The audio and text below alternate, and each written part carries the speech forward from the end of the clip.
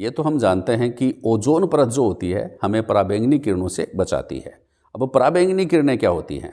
ऐसी किरणें जिनका तरंगदैर्ध्य 10 नैनोमीटर से 400 नैनोमीटर के बीच हो, उनको हम क्या कहते हैं? अल्ट्रावायोलेट रेज कहते हैं।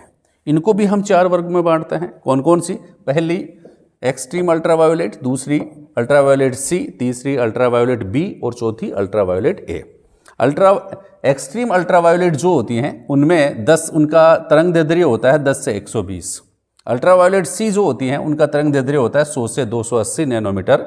अल्ट्रावायोलेट बी जो होती हैं उनका वेवलेंथ होता है 280 से 315 और ए जो होती है ना उनका होता है 315 से 380 या 400 नैनोमीटर तक। क्या खास बात है इनकी? देखिए, एक्सट्रीम अल्ट्रावायोलेट रेज जो होती है ना ये कंप्लीटली एब्जॉर्ब हो जाती हैं, ये पृथ्वी तक नहीं पहुंचती हैं और इनका उपयोग जो होता है वो लिथोग्राफी में किया जाता है। किस में किया जाता है? लिथोग्राफी में किया जाता है। बात करेंगे अल्ट्रावायोलेट सी की। ये अल्ट्रावायोलेट सी जो होती है ना मोस्ट डैमेजिंग होती है, यानी कि सबसे अधिक खतरनाक होती है ये। लेकिन खास बात क्या है? ये भी पृथ्वी तक नहीं पहुंच पाती, ये भी पृथ्वी तक नहीं पहुंच पाती है और पृथ्वी का वातावरण और ओजोन लेयर जो होता है इनको एब्जॉर्ब कर लेता है। ठीक है।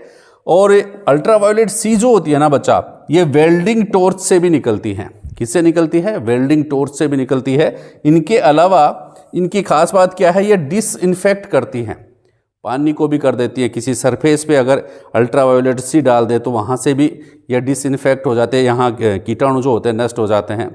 समझ रहे हो बात को? सरफेस को कोई लेबोरेटरी वगैरह में भी अगर अल्ट्रावायोलेट रेज अल्ट्रावायोलेट सी पहुँच जाए तो वहाँ पर भी जो वातावरण में जो जीवाणु है उनको नष्ट कर देगी। ठीक है। अल्ट्रावायोलेट बी की खास बात क्या है? ये मेन काजेज है। बी जो होती है ना वो बर्न कर देती है, स्किन को जला देती है। ध्यान में रखेंगे, अल्ट्रावायोलेट बी बर्न करती हैं। स्किन को बर्न करने का मेन कारण कौन सा है भाई? Ultraviolet B. ठीक है। इसकी सनबर्न और कैंसर उत्पन्न करती है। खास बात क्या है? सनबर्न, सूर्य की प्रकाश से अगर आपकी स्किन जल जाए तो उसमें कौन सी अल्ट्रावायोलेट किरणें आ गई?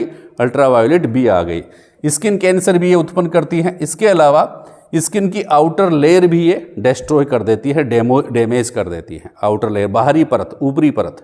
ठीक है। इनको क्या कहते हैं? डोर्नो रेडिएशन भी कहते हैं और मीडियन वेव अल्ट्रावायोलेट भी कहते हैं।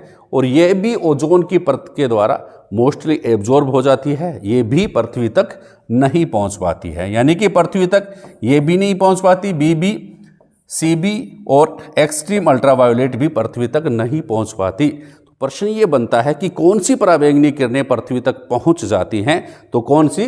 अल्ट्रावायोलेट ए जो तरंगे हैं ये पृथ्वी तक पहुंच जाती हैं। ठीक है।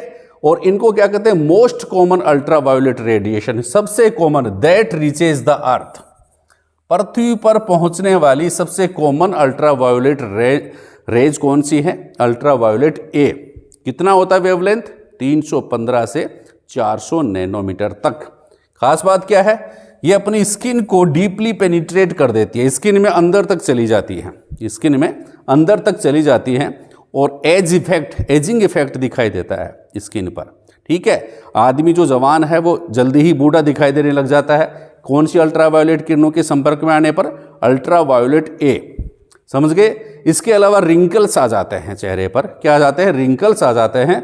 और कुछ प्रकार का कैंसर भी इन किरणों के द्वारा उत्पन्न होता है। तो ये थी मुख्य पराबैंगनी किरणें और इनके प्रभाव। क्लास अच्छी लगे तो चैनल को सब्सक्राइब जरूर करें। थैंक यू, धन्यवाद।